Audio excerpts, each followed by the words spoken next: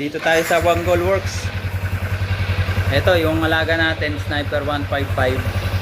Ingay ng makina.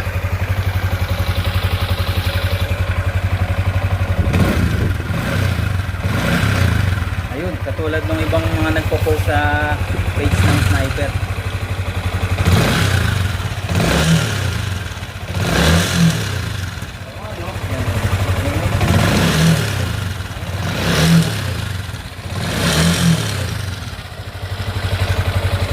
Ingay mga bossing. Ano kaya initial findings natin doon? Check muna natin yung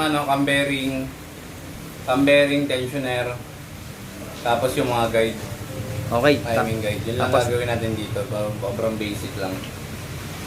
Para makita natin yung problema. Kasi sumasabay siya sa RPM, so possible siya timing chain guide, pumapagpag. Sa cam bearing. Ano doon lang yan. okay, dito tayo sa Wanggol Works. Balikan namin kayo mamaya.